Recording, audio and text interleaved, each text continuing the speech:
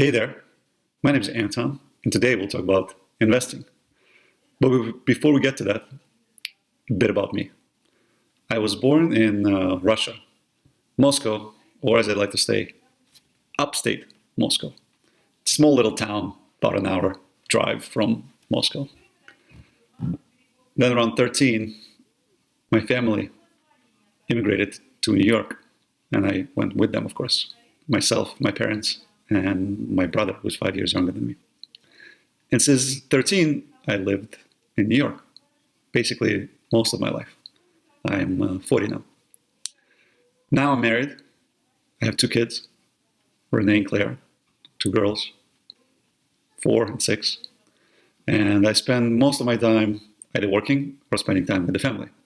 And I work for a big bank on Wall Street as a software engineer of sorts.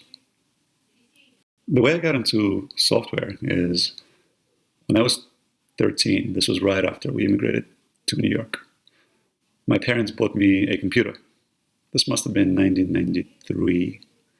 So internet did not yet exist.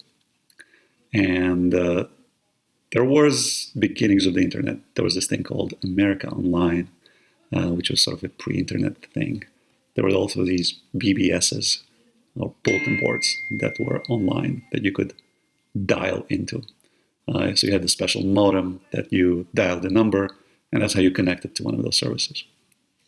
And so I got interested in that and got interested in programming and creating different programs that do little things. Usually there would be graphics. They would draw some sort of a graph on the screen or simple games. Ultimately, that led me to be interested in computer science. And so that's what I went for in college. I went to the NYU School of Engineering, and I studied computer science for 4 years. I learned different programming languages such as C++, Java, Perl at the time. And I also learned some fundamentals about computers and how they operate. When graduating, I was looking for a job and found a job with a big Wall Street bank. Believe it or not, big Wall Street banks like Bank of America, JP Morgan, Goldman Sachs, all of them have many different systems, and all of those systems need to be built, rebuilt, improved, etc. And so I got a job doing that, and I've been doing that for the past 19 years, all in the same company.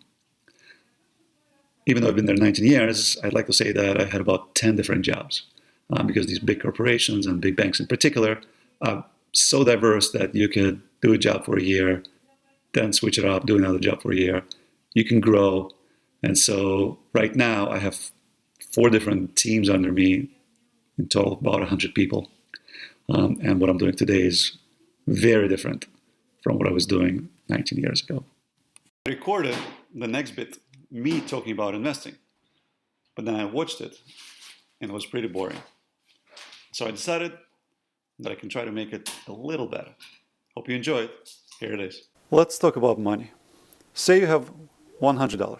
What could you do with it? Well, you could go to a mall and buy yourself a bunch of stuff, or go see a concert. This is called spending. You could put them into a box and hold on to it for a while. This is called saving. Or you could give it to someone and expect to get more money later. And that's what is called investing.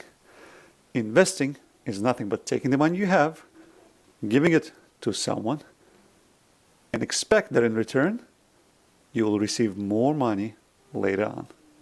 Let's go through a few examples to illustrate this. We'll start super simple. The lottery. You buy a lottery ticket and you hope that you're going to win the lottery. In some ways, it's the simplest form of investments. Think about what you're doing there. You go to the grocery store, you have $5. You buy a lottery ticket. Then you wait for the number to come out and you see if the lottery ticket is the winning one. And if it is, you get back sometimes as much as $5 million. So you gave $5 to someone, and later on, there's a chance that you get back $5 million. Now, in all investments, it's important to ask the following questions. How much can I expect to get back? How long will it take? And what are the chances of losing some or all of my money? And finally, the really important question, where is that money actually going? Now, if you understand this last one, you will be able to answer all of the above questions with confidence. All right, so let's stick to the lottery example and try to answer these questions. When you bought that ticket, you gave the money to the clerk, but it's not the clerk that is running the lottery. The clerk is just selling the tickets.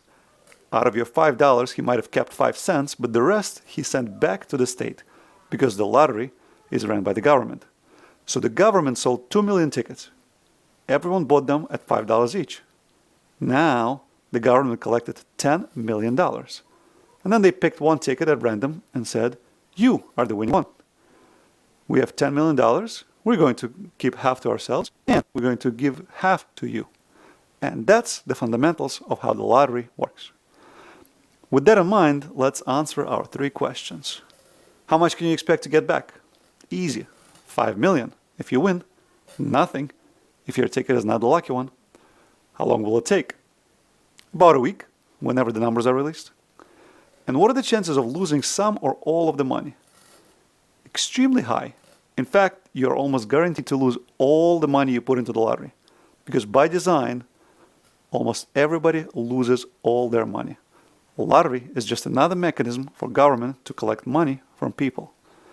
So we conclude that lottery is not a great investment. Let's take a different example. Say your friend starts a lemonade stand. They just make some lemonade, stand in front of their house and sell it, and they make $50. Then your friend thinks about it and wonders, if he can sell a lot more lemonade, if only he had a lot more lemons, and if only he was selling on a busier street, and perhaps if there was a big ad somewhere telling people about his lemonade stand. He sums this all up and realizes that he needs $500 to expand his little lemonade stand into a real lemonade business. He doesn't have $500, so he comes to you and tells you, hey, can you give me $500? And I will go and start a lemonade business. When I sell all the lemonade, I will make back your $500 plus $200 on top of it. And when I do, I will give you back your $500 plus half of my earnings. So you will get back $600 in total. Let's answer our questions. How much can you expect to get back? Well, $600 or $100 more than you put in. How long will it take? Probably a few weeks or months until your friend builds the lemonade business. What are the chances of losing some or all of your money? It's possible. There are many things that could go wrong. Perhaps your friend won't be able to sell all the lemonade, or runs into other issues, like not being able to sell on a busy street, or lemons going bad. However, you trust your friend, and he came through for you in the past. So you think about it, and you decide that your friend has a good idea, so you give him $500. The investment might be risky, and so long as this is not your last $500, it might be worth the risk. Let's take one final example. The bank. You go to a local bank and you put in $100, and they promise to give you back $102 a year later. And they assure you that you will definitely get back $102, guaranteed. Before we ask the questions, let's just understand how this is possible. The bank is not just holding on to your money. Actually, they let others borrow your money from the bank. And when they do, they want others to pay them back a lot more than $102 that they promised to give you back. They want them to pay back $120 or sometimes more. And then they give you back $102 and keep the difference to themselves. That's how the banks make money. On top of that, your money is protected by the government while it's sitting in the bank. So if something was to happen to the bank, you'll still get your money back. Okay, with that in mind, the 3 questions. How much can you expect to get back? $102 or $2 more than you put in. And how long will that take? 1 year. But you can take your money out anytime. And what are the chances of losing some or all of that money? None. You're definitely going to get back all your money. So putting $100 into the bank is a very safe investment. However, as we just saw, your money will grow very, very slowly. Let's sum it all up and introduce some fancy terms to the concepts we talked about. Investing is the act of committing capital, that's your money, to something, the lottery, your friend's business, or the bank, and expecting to get back a return. More money later. How much to expect to get back is called return on investment.